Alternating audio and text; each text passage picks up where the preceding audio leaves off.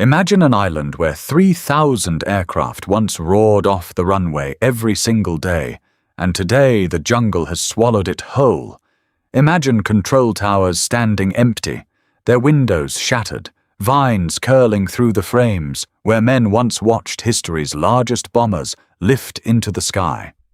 By 1946, 50 American airbases across the Pacific, bases that had cost billions of dollars and consumed the labor of hundreds of thousands of men, were simply left behind, not destroyed by the enemy, not lost in battle, abandoned by the very nation that built them. Somewhere between the surrender of Japan and the first breath of the Cold War, an empire of steel and coral runways was switched off almost overnight. What happened to it? Where did it all go? And why does so much of it still sit out there today, hidden in the jungle, waiting to be found? To understand how something this massive could simply vanish, you have to go back to the beginning, to a time when the Pacific was nothing but ocean and isolated islands, and the United States needed to turn both into a highway for war. After Pearl Harbor, the American military faced a problem that had never existed at this scale before. Japan controlled a vast arc of territory stretching from the Aleutians to the Solomons. To defeat it, American bombers would need somewhere to land, somewhere to refuel, somewhere to strike from. And so began one of the greatest construction efforts in human history, carried out not by armies of laborers, but by a force nicknamed the Seabees, the Navy's construction battalions, men who built runways under fire, sometimes finishing an airstrip within days of a beach landing. Espiritu Santo, in the New Hebrides, modern Vanuatu, became a proving ground for this new kind of war. Within months of the Guadalcanal landings in August 1942, the island exploded into one of the largest bases in the entire Pacific theater. 4 bomber-capable airfields were carved out of jungle and coconut plantation. Fuel farms, hospitals, ammunition dumps, and a floating dry dock capable of repairing battleships rose out of nothing. Over 500,000 American servicemen would pass through Espiritu Santo before the war ended, and by 1945, the base held an almost unbelievable 9 million tons of military material. A speck of volcanic island in the South Pacific had become, quite literally, the second largest Allied base in the entire war, outranked only by Pearl Harbor itself. Then came the Marianas. Tinian, Saipan, Guam, islands most Americans had never heard of before 1944, became the most important real estate on Earth. After the brutal capture of Tinian in the summer of 1944, the Seabees didn't just build an airfield. They built the largest airbase on the planet. Northfield alone would eventually hold 4 parallel runways, each over 8,000 feet long, capable of launching wave after wave of B-29 superfortresses toward the Japanese home islands. Westfield rose alongside it. Together, these runways on a single small island could generate more bomber sorties in a day than most nations could manage in a month. It was from one of these runways, in August 1945, that a single aircraft named Enola Gay lifted into the darkness carrying a weapon that would end the war and begin an entirely new age of history. Further west, at Ulithi Atoll, the Navy built something even stranger, not an airbase in the traditional sense, but a floating city. A lagoon so vast it could anchor the entire Third Fleet at once, ringed by seaplane ramps, airstrips on tiny islets, and enough logistics infrastructure to resupply hundreds of ships without them ever returning to Pearl Harbor. By the final 18 months of the war, Ulithi had grown to rival, and in some ways exceed, even Espiritu Santo in scale. Across the Pacific, these bases weren't just airfields. They were entire cities that had appeared out of nowhere, built for a single purpose, at a cost that ran into the billions. And then, almost as quickly as they had appeared, they were told to stop. On August 15, 1945, Japan announced its surrender. Within days, the machine that had been running at full throttle for 4 years simply seized up. Bomber crews who had been flying missions the week before found themselves with nothing to do. Maintenance crews stood beside aircraft that no longer had a war to fight. Orders that had been flowing from Washington for fuel, ammunition, spare parts, and construction material simply stopped arriving. The Pacific, which had been the most heavily logistically supported theater in the history of warfare, went quiet in a matter of weeks. What followed was chaos on a scale few people back home ever fully understood. The United States had built up a Pacific war machine designed to fight for years longer than it actually needed to. Warehouses on Guam alone held enough spare parts to rebuild entire squadrons. Tinian's runways were still lined with aircraft that had never flown a single combat mission. Fuel dumps held millions of gallons that no one now needed. And every single serviceman stationed at these bases wanted one thing: to go home.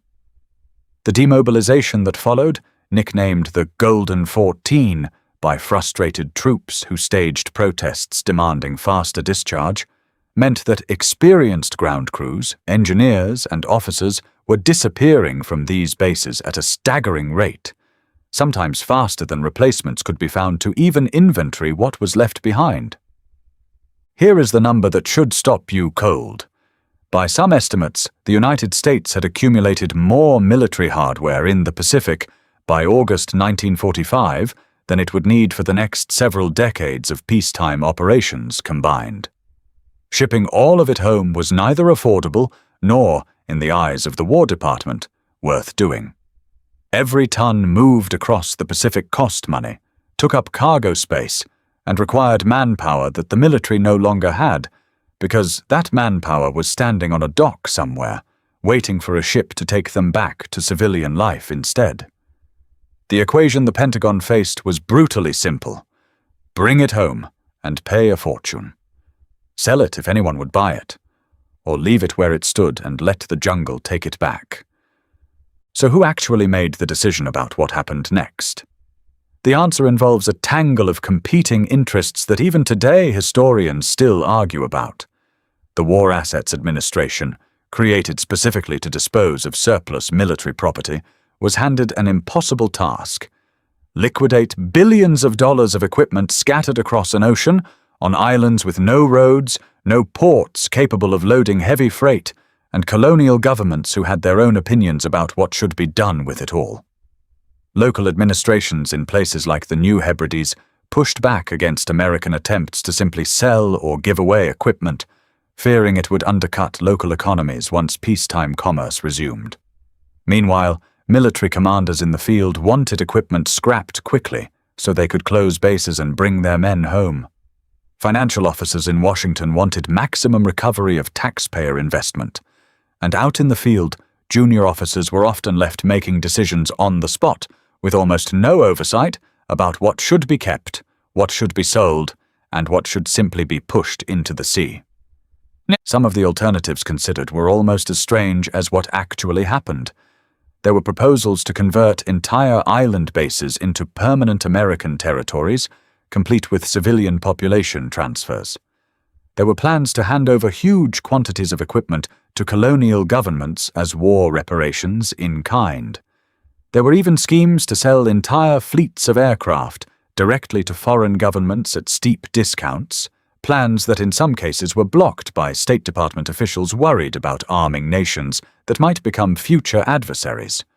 Most of these plans died in committee, buried under bureaucracy, competing jurisdictions, and the simple reality that nobody in Washington had planned for what to do with a war machine this large once the shooting actually stopped. This is where the story turns from bureaucracy into legend, because what actually happened to 50 abandoned airbases reads like nothing you would expect from a government disposal program. At Espiritu Santo, when negotiations with local traders over surplus equipment broke down in 1946, American forces made a decision that still shocks people who hear it for the first time. Rather than sell trucks, bulldozers, jeeps, and even brand new equipment at prices locals refused to pay, the US military simply drove it off the edge of the coast and pushed it into the ocean. Bulldozers pushed other bulldozers into the water, Cranes lifted crates of unused supplies and dropped them straight into the lagoon. The site earned a nickname that still exists on maps today. $1 Million Point, named for the staggering value of equipment that now rests on the seafloor, visible to divers who explore it to this day. Coral slowly growing over the axles of trucks that never drove a single mile in peacetime. And Espiritu Santo was not unique. It was simply the most photographed example of something that happened, in smaller and larger forms, at base after base across the Pacific. At other locations, equipment that couldn't be dumped or shipped was simply burned. Aircraft considered too worn, too obsolete, or too costly to ferry home were flown to remote fields, lined up wingtip to wingtip, and set ablaze or bulldozed into pits and buried under coral fill. On some islands, entire depots of small arms, radios, and engine parts were sealed inside Quonset huts and left standing, monuments to a war effort that no longer had anywhere to go. Some equipment was donated outright to local territorial governments who had the infrastructure to actually use it, becoming the unlikely foundation of post-war road building and agricultural projects across islands that had barely seen a paved surface before the war arrived. Steel matting once used for hastily built runways became roofing material, fencing, even furniture in villages across the Pacific, repurposed by locals who saw genuine value in what the departing Americans considered waste. At the Marianas bases, the story split in two very different directions. Tinian's Westfield, strategically located and relatively easy to maintain, was kept active and would eventually evolve into the island's modern civilian airport, still in limited use today. But Northfield, the very runway that had launched the Hiroshima and Nagasaki missions, arguably the most consequential airstrip in the history of warfare, was simply left to the jungle. Ground crews packed up, aircraft were flown out or scrapped, and the massive base that had once employed tens of thousands fell silent. For nearly 80 years, vines crept across the coral runways. Concrete revetments that had sheltered atomic bombers became overgrown with vegetation, visited only by the occasional historian, tourist, or curious local, walking through what amounted to an open-air museum that nobody had ever officially built. Ulithi Atoll suffered an even more complete disappearance. Once home to hundreds of anchored warships and an entire floating logistics network, the atoll was almost entirely evacuated within a year of the war's end. Facilities that had cost enormous sums to build were stripped, abandoned, or simply left to rot in the tropical humidity. Within a decade, visitors to Ulithi found a place that looked as though the war had never touched it at all, save for the rusting hulks and scattered debris that locals occasionally still uncover in the shallows. But the strangest part of this story isn't what got dumped, burned, or buried. It's what got left standing in plain sight, waiting to be found decades later.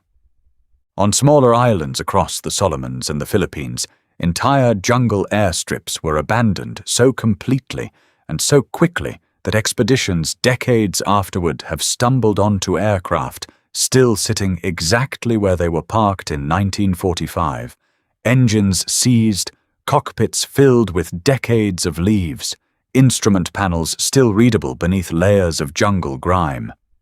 In parts of Papua New Guinea, wrecked and abandoned aircraft became such a common sight that entire post-war tourism and aviation archaeology industries grew up around finding them, with collectors and museums spending years negotiating recovery rights for planes that had simply been left where they stood the day the fighting stopped. There are stories, some verified and some still debated by historians, of entire caches of unused equipment being discovered decades later, still crated, still packed in the grease paper they'd been shipped in during 1944 and 1945, fuel drums stacked in jungle clearings, forgotten and rusted through, radio equipment, still functional after basic restoration, uncovered by collectors decades after the last operator switched it off and walked away. Local populations across the Pacific spent years, in some cases decades, salvaging usable material from these sites. Engines repurposed into generators, steel plating used in construction. Even entire jeeps kept running well into the 1970s, using nothing but parts scavenged from abandoned depots. Perhaps the most unsettling secret of all is how little official paperwork survives to explain exactly what happened at many of these 50 bases. Because disposal decisions were made locally, by officers under enormous pressure to close bases and go home, record-keeping was often inconsistent or simply non-existent. Historians researching the fate of specific installations have frequently found gaps where entire chapters of a base's post-war history simply were never written down, leaving archaeologists, divers, and local historians to piece together the truth from wreckage on land and beneath the waves rather than from any official government record. There's also the story of experimental technology quietly left behind or destroyed, rather than risk it falling into the wrong hands during the uncertain early years of the Cold War. Radar installations, early electronic countermeasure equipment, and specialized aircraft modifications developed during the war's final year were in some cases deliberately destroyed on-site rather than shipped home. Out of fear that transporting them risked exposure of technology the military wanted to keep classified even from its own allies. Some of these sites, officially still listed as having their equipment disposed of, have never had that disposal fully documented, and speculation about buried or sunk material persists among historians and divers to this day. And then there are the human stories, the ones that rarely make it into the official record but linger in the memories of the people who lived through it. Local islanders who watched brand new trucks pushed into lagoons while their own communities went without vehicles for years. American servicemen who spent their final weeks in uniform, not fighting a war, but bulldozing perfectly functional aircraft into scrap heaps, describing the experience decades later as one of the strangest and most demoralizing duties of their entire service. Officers who fought, and in some cases won, battles to save specific pieces of equipment or entire buildings from destruction, understanding even then that they were witnessing the deliberate erasure of something historically significant. What remains today is a scattered, half-hidden museum spread across an entire ocean. Some of these sites have become deliberate tourist attractions, like North Field on Tinian, now drawing visitors who walk the same coral runways that launched the atomic missions, and like $1 Million Point on Espiritu Santo, now a renowned dive site where enthusiasts explore sunken bulldozers and trucks resting in crystal-clear water. Others remain almost entirely forgotten, marked on old military charts but absent from modern maps, visited only by the rare historian, salvager, or adventurous local willing to hack through decades of jungle growth. A handful of these bases have found new purpose in the modern era, as renewed military tension in the Pacific has brought American engineers back to islands like Tinian to rebuild runways that had sat untouched since the 1940s, an almost poetic return to infrastructure that history had seemingly left for dead. There is also a quieter legacy, one measured not in tonnage, but in influence.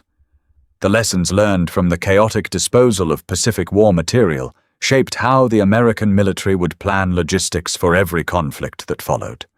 Korea, Vietnam, and the wars of the 21st century were all fought by a Pentagon that remembered, at least on paper, the wasteful scramble of 1945 and 1946, even if old habits of overbuilding and overspending never fully disappeared. Modern military planners still study the post-war collapse of the Pacific supply chain as a cautionary tale about what happens when victory arrives faster than any plan for peace. The legacy of these 50 vanished airbases runs deeper than rusting metal and overgrown runways. They represent one of the largest deliberate disposals of military infrastructure in modern history, a moment when the most powerful war machine the world had ever seen was simply switched off and left to the elements because peace, it turned out, had no real plan for what came next. The economic value lost at these sites, even by conservative estimates, would be worth untold billions in today's dollars. The environmental cost, still being studied and in some cases still being cleaned up by local governments today, remains a quiet, largely unresolved consequence of a war that officially ended 80 years ago, but whose physical remains are still being pulled from lagoons and jungles even now. And maybe that's the real lesson buried beneath the coral and the rust. Wars don't simply end when the surrender documents are signed. They leave behind physical evidence, choices made in haste, and consequences that outlive the generation that made them.